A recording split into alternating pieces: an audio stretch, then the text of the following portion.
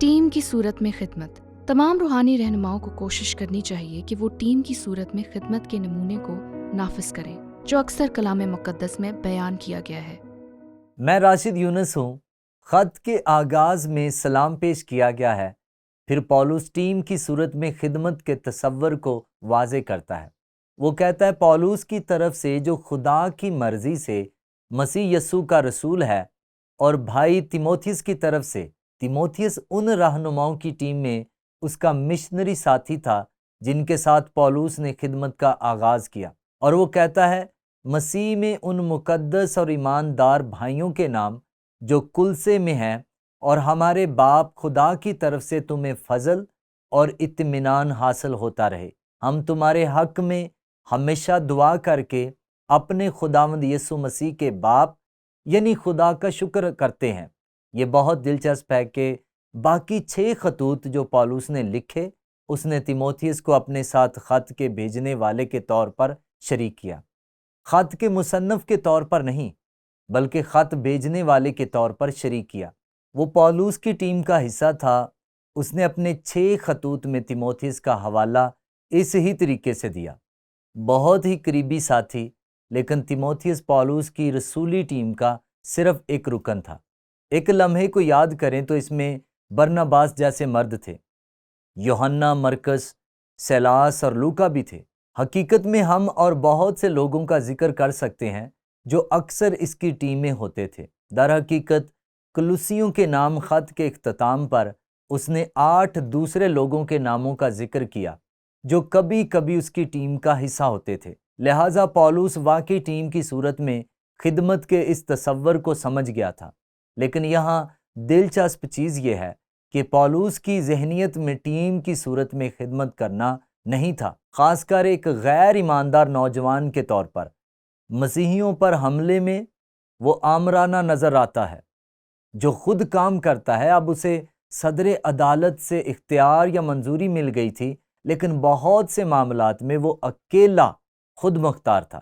آپ جانتے ہیں کہ جب وہ میسوپوٹامیہ کے انطاکیہ کو گیا تاکہ مسیحیوں کو قید میں ڈالے، ایماندار ہونے سے پہلے وہ ٹیم کے نمونے کو سمجھ نہیں پایا تھا۔ اور اس بات کو بھی یاد رکھیں کہ وہ اپنی تبدیلی کے بعد میرے خیال میں بنیادی طور پر اس نے عرب میں 3 سال خدا کے ساتھ اکیلے گزارے تھے، جو کوئی سینا پر ہو سکتا ہے جہاں موسیٰ کو 10 احکام ملے، اور وہاں خدا کے لیے اسے نئے سرے سے تیار ہونے میں 3 سال لگے۔ جیسا کہ یہ تھا مسیحیوں کے قاتل بننے کی بجائے ایک مشنری بننا۔ اور پھر اگر آپ اس کے مستقبل کو لیں تو وہ واپس ترسس کو گیا، کیونکہ وہ ایذا رسانی کی وجہ سے واپس اپنے آبائی شہر ترسس گیا، اور ہم جانتے ہیں کہ اگر ہم حساب لگائیں تو وہ وہاں تقریباً 6 سال رہا۔ اور ہم یہ بھی دیکھ سکتے ہیں کہ وہ شاید اپنی خدمت میں تنہا ہی تھا، اور پھر اسے برناباس کی طرف سے دعوت ملی کہ وہ میسوپوٹامیہ کے انطاکیہ کو آئے اور ٹیم میں شامل ہو۔ اور یہاں اس نے سیکھنا شروع کیا کہ بطور مسیحی رہنما ٹیم کا حصہ بننا کتنا اہم ہے، اور ہم اس کے بارے میں اعمال 11ویں باب میں پڑھتے ہیں۔ اور 26ویں آیت میں دیکھیں، پھر وہ ساؤل کی تلاش میں ترسس کو چلا، اور یہاں لوکا کے بیان میں اسے ابھی تک پولس نہیں کہا گیا تھا۔ جب وہ ملا تو اسے انطاکیہ میں لایا۔ اب آپ کو یاد ہو کہ جب انطاکیہ میں کلیسیا کا آغاز ہوا، جب ایمانداروں اور رہنماؤں کو اس کلیسیا غیر قوم کلیسیا کے بارے میں معلوم ہوا تو وہ ان کے بارے میں فکر مند ہوئے تاکہ ان کی روحانی طور پر رہنمائی ہو۔ اس لیے انہوں نے برناباس کا انتخاب کیا کہ وہ وہاں جائے، اور برناباس گیا اور اس نے دیکھا کہ خدا کیا کچھ کر رہا تھا۔ اس نے کہا مجھے مدد کی ضرورت ہے، اور وہ پولس سے پہلے بھی مل چکا تھا۔ در حقیقت اس نے پولس کا دفاع کیا جب دوسروں نے، حتیٰ کہ رسولوں نے بھی اس کا یقین نہ کیا۔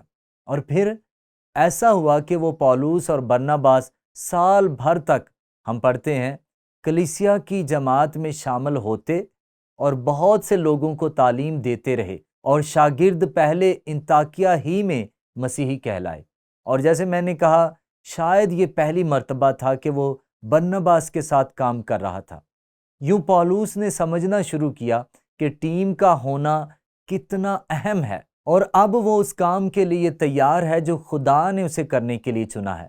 اور ہم اس کے بارے میں اعمال کی کتاب میں پڑھتے ہیں، جب وہ خداوند کی عبادت کر رہے اور روزے رکھ رہے تھے تو روح القدس نے کہا، میرے لیے برنباس اور ساؤل کو اس کام کے واسطے مخصوص کر دو جس کے واسطے میں نے ان کو بلایا ہے۔ تب انہوں نے روزہ رکھ کر اور دعا کر کے اور ان پر ہاتھ رکھ کر انہیں رخصت کیا۔ اس خاص موقع پر یوحنا مرکز نے بھی ٹیم میں شمولیت اختیار کی۔ اب پولس 1 سال کے تجربے کے بعد انطاکیہ میں برنباس کے ساتھ ٹیم کی صورت میں خدمت کا تجربہ کر رہا ہے۔ اب وہ بت پرست دنیا میں کلیسیا بنانے کے لیے جا رہے ہیں۔ یہاں ٹیم کی ایک بہت خوبصورت وضاحت ہے، اور یہ دوسرے مشنری دورے کے موقع پر ہوا، اور اس میں تیموتھیوس اور سیلاس اور پولس شامل تھے۔ مجھے یہ حوالہ بہت پسند ہے، جمع اس میں ضمیر پر غور کریں، اگرچہ مسیح کے رسول ہونے کے باعث تم پر بوجھ ڈال سکتے تھے۔ اپنا اور سیلاس اور تیموتھیوس کا حوالہ دیتے ہوئے، جس طرح ماں اپنے بچوں کو پالتی ہے اسی طرح ہم تمہارے درمیان نرمی کے ساتھ رہے، یعنی جس طرح ماں اپنے بچوں کو سینے سے لگائے رکھتی ہے، اسی طرح ہم بطور ٹیم تمہاری خدمت کرتے رہے۔ تم جانتے ہو کہ جس طرح باپ اپنے بچوں کے ساتھ کرتا ہے، اب وہ اسے باپ سے تشبیہ دیتا ہے، اسی طرح ہم بھی تم میں سے ہر ایک کو نصیحت کرتے اور دلاسا دیتے ہیں اور سمجھاتے رہے، تمہارا چال چلن خدا کے لائق ہو جو تمہیں اپنی بادشاہی اور جلال میں بلاتا ہے۔ وہاں وہ تسلنیکیوں میں ان نئے ایمانداروں کی بطور ایک ٹیم ہے خدمت کر رہے ہیں، لیکن آپ نے دیکھا پولس نے اس تصور کو کئی گنا بڑھا دیا، کیونکہ وہ اس ٹیم کے تصور کو مقامی کلیسیاؤں تک لے گیا جو انہوں نے قائم کی تھیں۔ اور آپ کو یاد ہے کہ وہ کلوسیوں کے علاقے میں پہلے سفر میں پسدیا کے انطاکیہ میں گئے، اور پھر اکنیم کو، اور پھر لسترا کو جو تیموتھیوس کا آبائی قصبہ تھا، اور پھر دربے، اور پھر ان کلیسیاؤں کو واپس گئے۔ اور غور کریں، ہم یہ اعمال کی کتاب کے اندر پڑھتے ہیں، اور اس شہر میں خوشخبری سنا کر بہت سے شاگرد کر کے لسترا اور اکنیم اور انطاکیہ کو واپس آئے، اور شاگردوں کے دلوں کو مضبوط کرتے اور یہ نصیحت دیتے تھے کہ ایمان پر قائم رہو، اور کہتے تھے ضرور ہے کہ ہم بہت مصیبتیں سہ کر خدا کی بادشاہی میں داخل ہوں۔ اور انہوں نے، یعنی اس مشنری ٹیم نے، ہر ایک کلیسیا میں ان کے لیے بزرگوں کو مقرر کیا، اور یقیناً اس خاص زمانے میں کلیسیا کا نام شہر کے نام پر رکھا جاتا تھا۔ دوسرے لفظوں میں لسترا کی کلیسیا اور اکنیم کی کلیسیا، انطاکیہ کی کلیسیا، اور یہ لکھا ہے انہوں نے ہر ایک کلیسیا میں بزرگوں کو مقرر کیا، کیونکہ وہ جان گئے تھے کہ ٹیم کا ہونا کتنا اہم ہے، اور انہوں نے ہر ایک کلیسیا میں ان کے لیے بزرگوں کو مقرر کیا اور روزے سے دعا کر کے انہیں خداوند کے سپرد کیا جس پر وہ ایمان لائے تھے۔ بس یہاں ایک بار پھر اصول ہے، مجھے یہ اصول دوبارہ بیان کرنا ہے۔ روحانی رہنماؤں کو کوشش کرنی چاہیے کہ وہ ٹیم کی صورت میں خدمت کے نمونے کو نافذ کریں جو اکثر کلام مقدس میں بیان کیا گیا ہے۔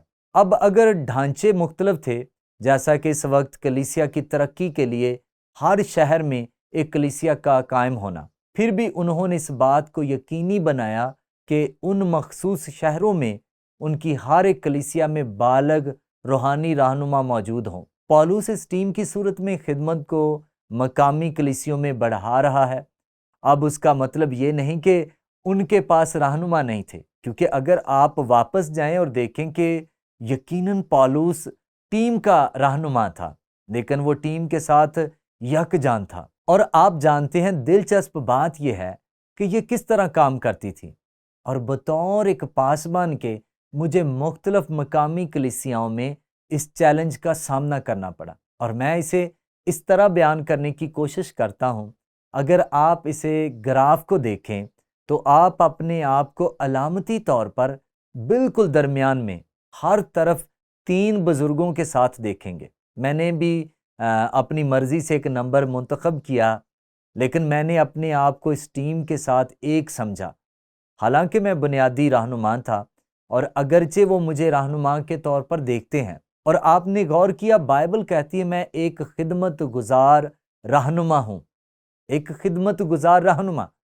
یسوع نے سکھایا کہ جو بڑا بننا چاہتا ہے وہ سب کا خادم بنے، لہٰذا میں ان کے ساتھ ایک ہوں اور پھر بھی وہ مجھے اپنے رہنما کے طور پر دیکھتے ہیں، ایک خدمت گزار رہنما کے طور پر۔ بائبلی نمونے کے تحت میں ایک ہی وقت میں ذمہ داری محسوس کرتا ہوں کہ میں اپنے آپ کو ان کے اختیار میں دوں، لہٰذا یہ ذاتی احتساب کرتا ہے۔ اور یسوع نے اس اصول کو بہت خوبصورتی سے بیان کیا جب اس نے ان کے پاؤں دھوئے اور کہا، تم مجھے استاد اور خداوند کہتے ہو اور خوب کہتے ہو کیونکہ میں ہوں۔ جب مجھ خداوند اور استاد نے تمہارے پاؤں دھوئے تو تم پر بھی فرض ہے کہ ایک دوسرے کے پاؤں دھویا کرو۔ یہاں غور و فکر اور رد عمل سے متعلق سوال ہے، کیا چیز ایک خدمتی ٹیم کو مؤثر بناتی ہے، اور ایک کامیاب خدمتی ٹیم کا حصہ بننے کے کچھ عملی فوائد کیا ہیں؟ اچھا، سب سے پہلے یہاں کیا چیز ایک خدمتی ٹیم کو مؤثر بناتی ہے؟ ٹیم کا ہر ایک رکن یسوع مسیح کا پابند ہونا چاہیے۔ اگر آپ کی ٹیم میں ایسے ارکان ہیں جو یسوع مسیح کے پابند نہیں ہیں تو یہ مسئلہ پیدا کرے گی، اور اسی لیے پولوس نے اپنے خطوط میں روح القدس کے الہام سے ان لوگوں کی قابلیت کا خاکہ پیش کیا جو اس سطح پر روحانی رہنما ہیں، کیونکہ یہ بہت بنیادی اور بہت ضروری ہے۔ یہی چیز ٹیم کے اندر اتحاد کا باعث بنتی ہے، اور جو چیز اس ٹیم کو قوت بخشتی ہے وہ یک دل ہونا ہے۔ اس کا مطلب یہ نہیں کہ آپ ہر مسئلے پر متفق ہوں، لیکن جو کچھ پولوس نے لکھا ہے آپ اس پر عمل کرنے پر اتفاق کرتے ہیں۔ جب وہ کہتا ہے ہمیں ثابت قدم اور اتحاد میں قائم رہنا ہے، اور یقیناً یسوع نے اپنے شاگردوں کو یہی سکھایا۔ یسوع نے ان کے پاؤں دھوتے وقت انہیں ایک یہ سبق بھی سکھا رہا تھا، لیکن ٹیم منسٹری کی اقدار میں سے ایک یہ ہے کہ ایک اکیلا فرد ذمہ داری کے لیے کھڑا نہ ہو، اور ایسے وقت بھی آتے ہیں جب آپ کو حالات سے نمٹنا پڑتا ہے۔